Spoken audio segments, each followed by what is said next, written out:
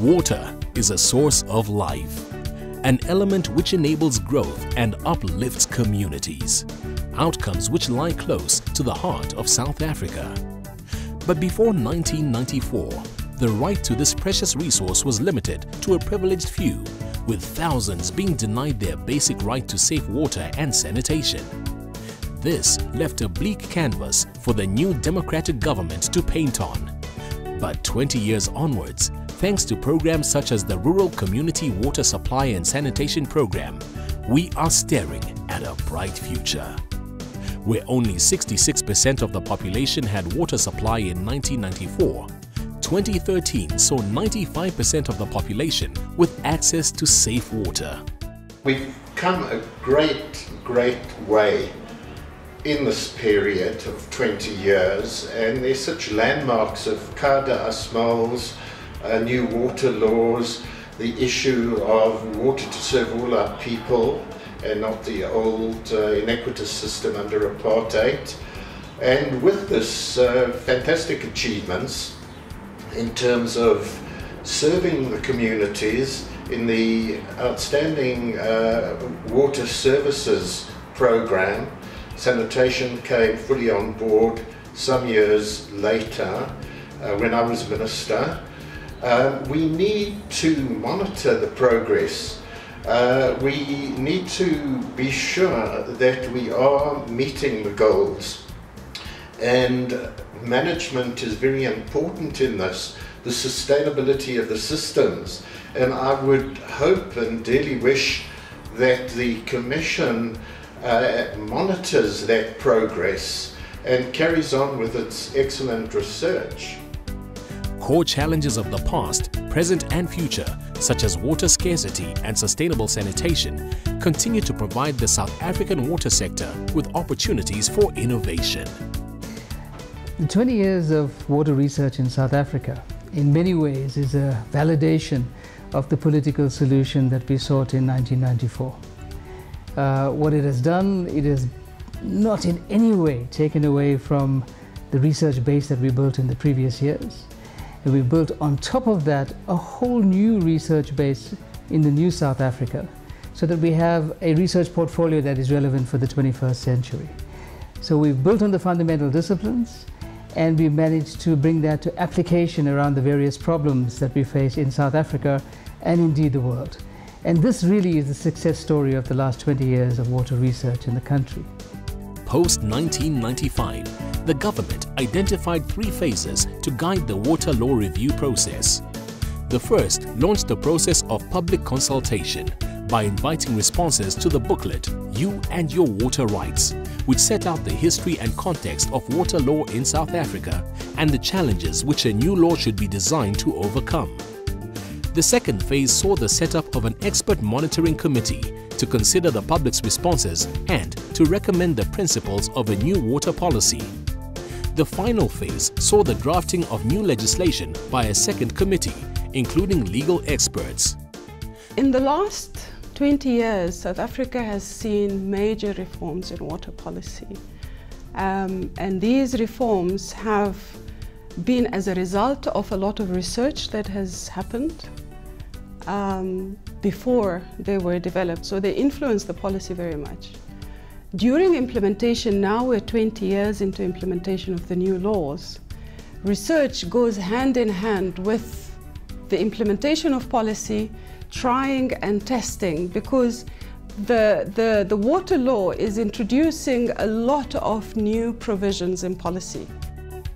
With an ongoing focus on food security studies and research, which promotes poverty reduction, the role water can play in social transformation becomes critical. South Africa has over 300 smallholder irrigation schemes, which cover 50,000 hectares of land. These schemes support 200,000 farmers and their families. The technology that we developed as the Water Research Commission with our key strategic partners, like on issues related to rainwater harvesting, the wetting front detector technologies, and those technologies are assisting them to take proper decisions. You know, agriculture is a farming business, so farmers need this kind of information from us. For the past 18 years, The South African water sector has also invested in a range of research projects exploring aspects of rainwater harvesting. The in-field rainwater harvesting project was launched in 2001 and has since been successfully applied, providing food and income to more than 1,000 households in 42 villages in Tabanshu and Bochabelo. The WRC and its partners capitalize on projects that have a direct impact on the lives and livelihoods of communities through water-related interventions and build sufficient capacity to assist with the post-project sustainability of those interventions. Interventions range from guiding communities towards improved food security and nutrition and exploring the fishing potential of dams, to improving the provision of water and sanitation services and addressing food safety.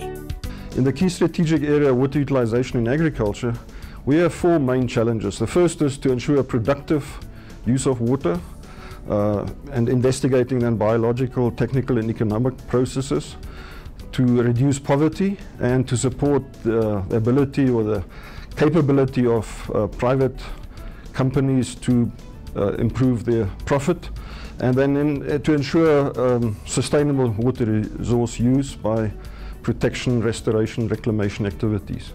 In order to achieve that, we purposefully direct and manage our research projects according to the innovation cycle.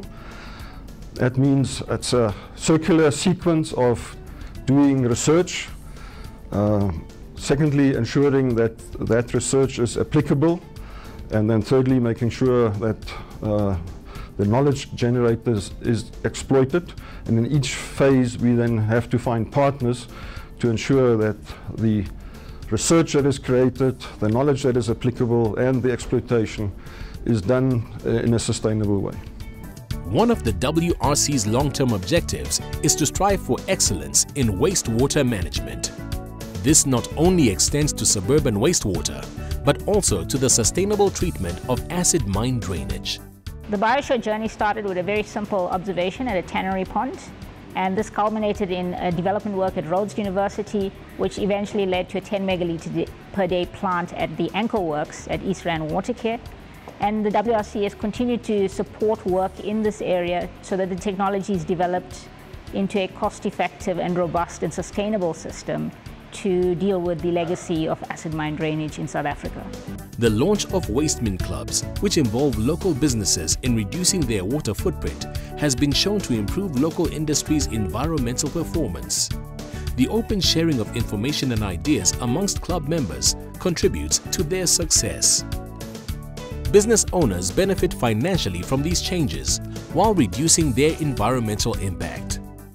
Over the last 40 and 20 years, the WRC has been in the forefront on providing solutions for drinking water supply and wastewater treatment. In fact, we've been providing the world with very innovative solutions, and knowledge. The current challenges has to deal with many of the dichotomy that has come from our past history, and we continuously strive to providing those solutions that would meet these challenges that emerge on a daily basis. We always keep in mind that one of our responsibilities is to protect South Africa's water-linked ecosystems and freshwater biodiversity by studying the Kruger National Park's arteries of life. The Water Research Commission has taken over a very important responsibility of developing methods to take care of wetlands, science that has been ignored for most of the time, comparing to rivers and groundwater. We have now invested in the production of many products such as Wetland Management Series, which is used nationally and internationally in rehabilitation of wetlands. Coordinating the National Rivers Research effort and contributing towards river health. Groundwater has played a significant part in meeting our water supply needs in South Africa, especially rural communities, and in some provinces up to 90% of the water supply is from groundwater. The WRC has started to focus on researching the potential impacts of climate change on South Africa's water resources. I believe we've made really great strides since 2005 in our scientific assessment of climate change and the South African water sector. We started off by having a look at the hydrological cycle, how that was impacted by by having a look at water resources. We've had a look at the impacts, the potential impacts on ecological flows, and later still we have started to bring in socio-economic impacts, and so we're trying to cover the entire spectrum. A comprehensive report was published in 2005. This focus on climate change now aims to understand the impacts of hydroclimatic variability by crafting methodologies for vulnerability assessments. Through this understanding, the WRC will be able to develop tools and strategies for managing the impacts of climate change and the risks associated with extreme events. Due to its inherent water scarcity, the country walks on an uncomfortable tightrope between socio-economic development and protection of its water resources. This makes quantifying exactly how much water the country has one of our most important tasks. The Water Resources 2012 study, WR 2012, is the 6th comprehensive national water resource assessment to be undertaken in South Africa. The first was completed in 1952. These studies provide the country with the foundation on which to base the national water resource strategy. By tapping into renewable energy, we are discovering the means toward future economic development. Hydropower will provide people from all areas with renewable, low-cost energy. The WRC continues to build a ready pool of skilled water scientists by emphasizing high student participation rates in its projects. The WRC is managing to support the training of at least 500 postgraduate students each year. Recently, the WRC collaborated with the Bill and Melinda Gates Foundation to launch the Sanitation Research Fund for Africa. This bridges the gap in dedicated sources of funding to support research on sanitation solutions. The most important impact of the WRC's research and development is felt by individuals who benefit and grow as a result of the implementation of sustainable water solutions. In terms of the way forward, looking beyond 2014, I think there's definitely scope for the water and sanitation research community to play a much bigger role in defining our water future. 2014 came with it a unification of water and sanitation functions within the department.